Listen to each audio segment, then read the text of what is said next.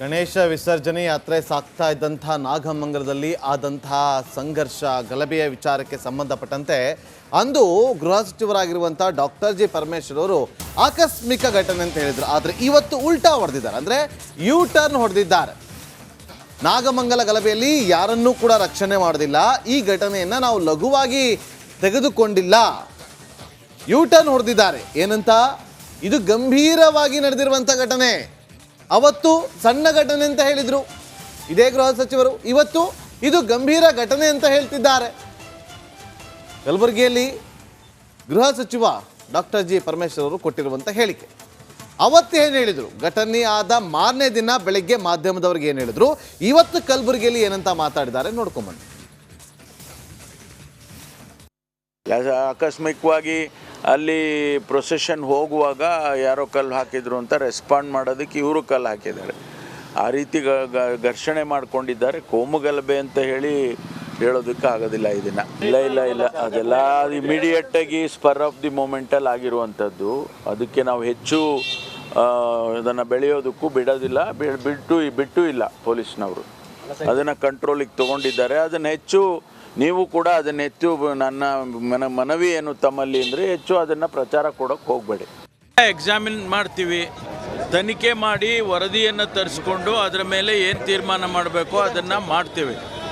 ಯಾರನ್ನು ಕೂಡ ನಾವು ರಕ್ಷಣೆ ಮಾಡುವಂಥದ್ದಿಲ್ಲ ಮತ್ತು ಅನವಶ್ಯಕವಾಗಿ ಯಾರನ್ನು ಕೂಡ ಶಿಕ್ಷೆ ಮಾಡುವಂಥದ್ದು ಇಲ್ಲ.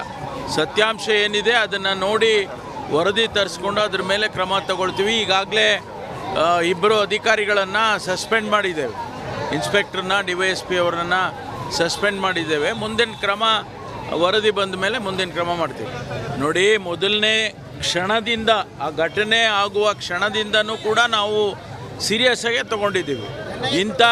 ಇಂಥ ಘಟನೆಗಳನ್ನು ಯಾವುದನ್ನು ಕೂಡ ನಾವು ಲಘುವಾಗಿ ತಗೊಳ್ಳೋದಿಲ್ಲ.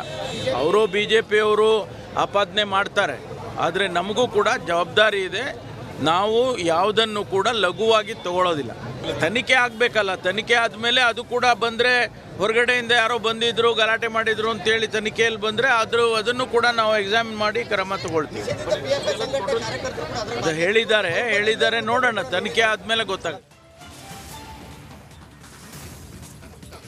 ನಾಗಮಂಗಲದಲ್ಲಿ ಆದ ಗಲಭೆ ಪ್ರಕರಣದ ಹಿಂದೆ ಕೇರಳದವರ ಕೈವಾಡ ಇದೆಯಾ, ಅದರಲ್ಲೂ ನಿಷೇಧಿತ PFIನ ಪಾತ್ರ ಏನಾದರೂ ಇದೆಯಾ ಅನ್ನೋ ಅನುಮಾನ ವ್ಯಕ್ತವಾದ ಬೆನ್ನಲ್ಲೇ ಇದೀಗ ನಾಗಮಂಗಲದಾದ್ಯಂತ ಹೈ ಅಲರ್ಟ್ನ ಪರಿಸ್ಥಿತಿ ಮುಂದುವರೆದಿದೆ. ಅದರಲ್ಲೂ ನಾಗಮಂಗಲ ಊರನ್ನ ಎಂಟರ್ ಆಗೋ ಹಾಗೆ ಎಕ್ಸಿಟ್ ಆಗೋ ಮಾರ್ಗದಲ್ಲಿ ನಾಕಾಬಂದಿಯನ್ನ ಮಾಡಿ, ಅಂದರೆ ಚೆಕ್ ಪೋಸ್ಟ್ಗಳನ್ನು ನಿರ್ಮಾಣ ಮಾಡಿ ಬರುವ ಪ್ರತಿಯೊಂದು ವಾಹನವನ್ನ, ಬರುವ ಪ್ರತಿಯೊಬ್ಬರನ್ನ ಕೂಡ ತೀವ್ರ ತಪಾಸಣೆಗೆ ಒಳಪಡಿಸಲಾಗ್ತಾ ಇದೆ. ಗಲಭೆಯಲ್ಲಿ ಭಾಗಿಯಾದ ಇತರರ ಹುಡುಕಾಟ ಕೂಡ ಮುಂದುವರೆದಿದೆ. ಪ್ರತಿಯೊಬ್ಬರನ್ನ ಕೂಡ ತಪಾಸಣೆ ಮಾಡ್ತಿದ್ದಾರೆ ಪೊಲೀಸರು. ಯಾಕೆ ಬರ್ತಿದ್ದೀರಿ, ಎಲ್ಲಿಂದ ಬರ್ತಿದ್ದೀರಿ, ಏನು ಉದ್ದೇಶ, ಇದೆಲ್ಲವನ್ನ ಕೂಡ ಕೂಲಂಕುಷವಾಗಿ ಪರಿಶೀಲಿಸಿ ನಂತರದಲ್ಲಿ ನಾಗಮಂಗಲ ಪಟ್ಟಣವನ್ನ ಎಂಟರ್ ಮಾಡಲಿಕ್ಕೆ ಅನುಮತಿಯನ್ನು ನೀಡ್ತಿದ್ದಾರೆ. ದೃಶ್ಯಗಳನ್ನು ಕೂಡ ಕೆಲವೇ ಕ್ಷಣಗಳಲ್ಲಿ ನಿಮ್ಮ ಮುಂದೆ ಇಡ್ತೀವಿ. ಚೆಕ್ ಪೋಸ್ಟ್ಗಳನ್ನು ನಿರ್ಮಾಣ ಮಾಡಿ ಪೊಲೀಸರು ಎಲ್ಲ ವಾಹನಗಳನ್ನ ಕೂಡ ತಪಾಸಣೆಗೆ ಒಳಪಡಿಸಿದ್ದಾರೆ.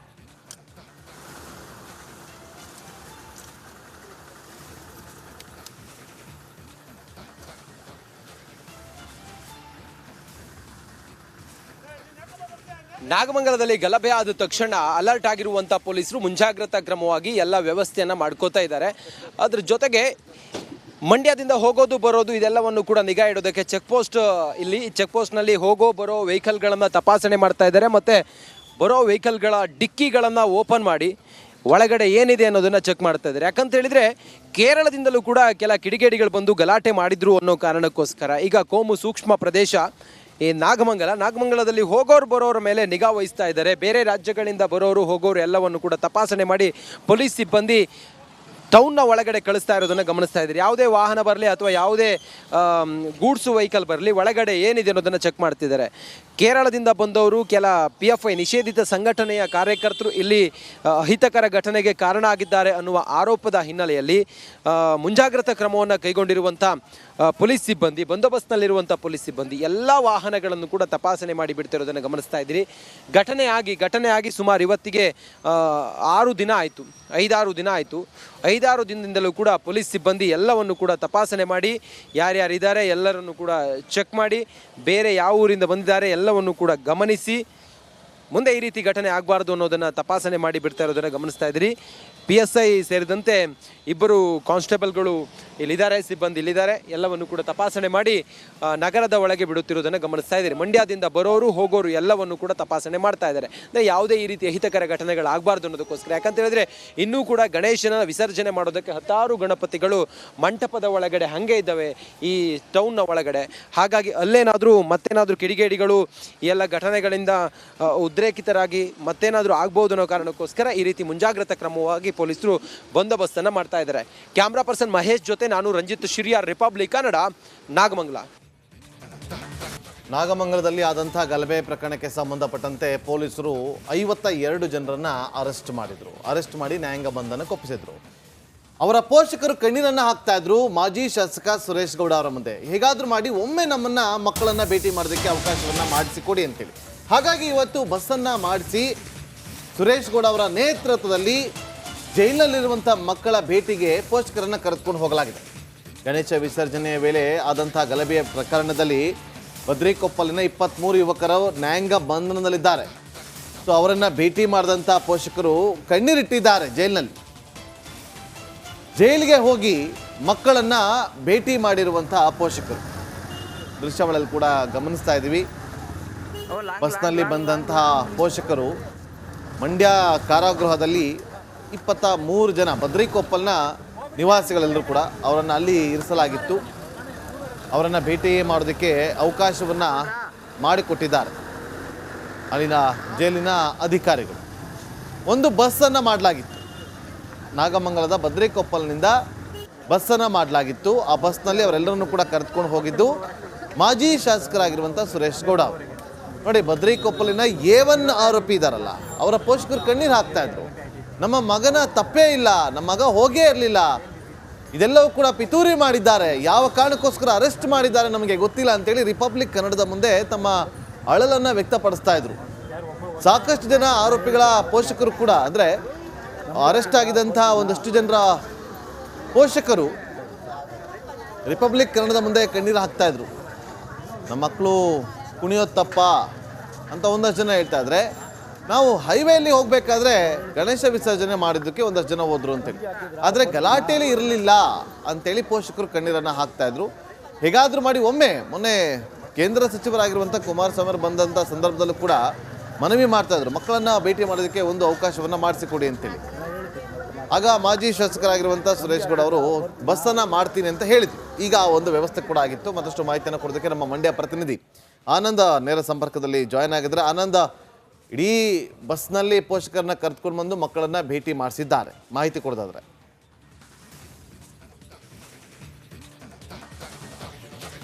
ನಾಗೇಂದ್ರ ಬಾಬು, ಏನು ನಾಗಮಂಗಲ ಗಲಭೆ ಸಂಬಂಧ ಗಣೇಶ ಪ್ರತಿಷ್ಠಾಪನೆ ಮಾಡಿದಂಥ ಬದ್ರಿಕೊಪ್ಪಲಿನ ಯುವಕರನ್ನು ಕೂಡ ಬಂಧನ ಮಾಡಲಾಗಿದೆ. ಒಟ್ಟು 23 ಹಿಂದೂಗಳನ್ನು ಬಂಧನ ಮಾಡಿದೆ. ಅದರಲ್ಲಿ 13 ಜನ ಬದ್ರಿಕೊಪ್ಪಲಿನ ನಿವಾಸಿಗಳು. ಆ ಕುಟುಂಬಗಳು ಈಗ ಕಣ್ಣೀರಿಡ್ತಾ ಇರುವಂಥದ್ದು.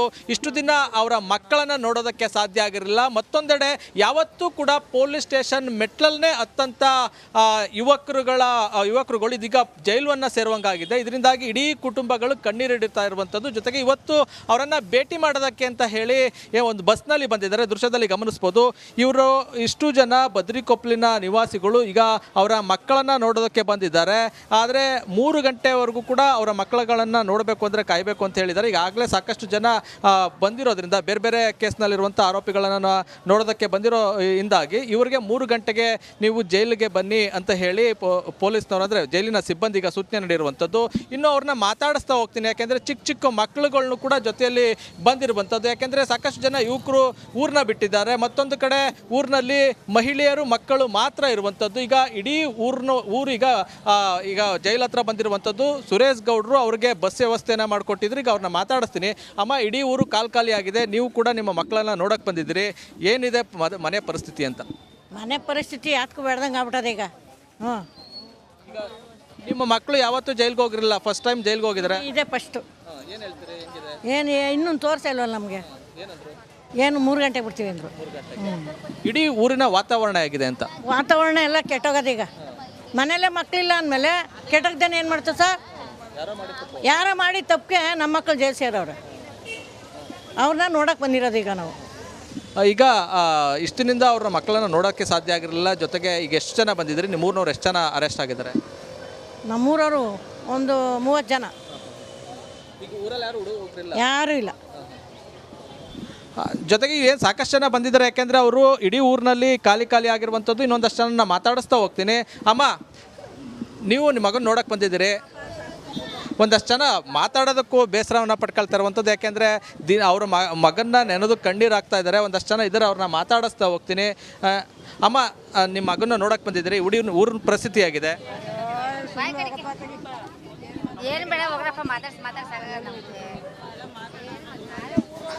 ಅಜ್ಜಿ, ಹೇಗಿದೆ ಊರಿನ ಪರಿಸ್ಥಿತಿ? ಅಯ್ಯೋ, ಊರಿದ್ದಂಗೆ ಅದೇ ಬಿಡಪ್ಪ, ಆಗೋದಾಗೈತೆ. ಹಿಂಗೆ ಏನು ಮಾಡೋಕ್ಕೂ ಆಗಲ್ಲ.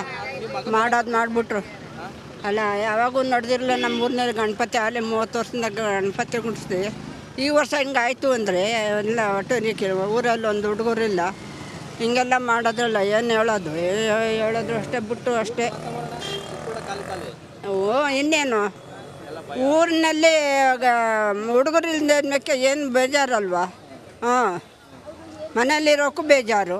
ಹಾಂ, ಇನ್ನೇ ಮೊಮ್ಮಗ. ಇಡೀ ಮೊಮ್ಮಗ ನಿಮ್ಮ ಕುಟುಂಬಕ್ಕೆ ಆಧಾರ ಆಗಿದ್ದ, ಈಗ ಅವನಿಲ್ಲ. ಮನೆ ಪರಿಸ್ಥಿತಿ ಇನ್ನೇನು ಇದ್ದಿದ್ದಂಗೆ ಹೆಂಗೆ ಮಾಡ್ಕೊತಾ ಇದ್ದೀವಿ. ಇನ್ನೇನು ಮಾಡೋದು? ಮಗ ಇದ್ದಾನೆ. ನಾಗೇಂದ್ರ ಬಾಬು, ಗಮನಿಸ್ಬೋದು, ಈಗ ಏನು ಗಣೇಶ ಪ್ರತಿಷ್ಠಾಪನೆ ಮಾಡಿದ್ದಂಥ ಹಿನ್ನೆಲೆಯಲ್ಲಿ ಇಡೀ ಗ್ರಾಮ ಸಂಭ್ರಮದಲ್ಲಿತ್ತು. ಆದರೆ ಆ ಸಂಭ್ರಮವನ್ನು ಮೆರವಣಿಗೆ ಟೈಮ್ ಏನು ಗಲಭೆ ಶುರುವಾಯಿತು, ಆ ಗಲಭೆ ಕಿತ್ಕೊಂಡಿರುವಂಥದ್ದು. ಇಡೀ ಗ್ರಾಮದ ಜನ ಈಗ ಬೇಸರದಿಂದಿದ್ದಾರೆ, ಜೊತೆಗೆ ಕಣ್ಣೀರನ್ನು ಹಾಕ್ತಾ ಇರುವಂಥದ್ದು. ಮತ್ತೊಂದು ಕಡೆ ಏನು 3 ಗಂಟೆವರೆಗೆ ಅವ್ರಿಗೆ ಕಾಯೋದಕ್ಕೆ ಸೂಚನೆಯನ್ನು ಕೊಟ್ಟಿದ್ದಾರೆ. 3 ಗಂಟೆವರೆಗೂ ಕಾದು ಅವರ ಮಕ್ಕಳನ್ನು ನೋಡಬೇಕಾಗಿದೆ. Nagendra Babu. Okay, thank you Anand, ನಿಮ್ಮೆಲ್ಲ ಮಾಹಿತಿಗಾಗಿ.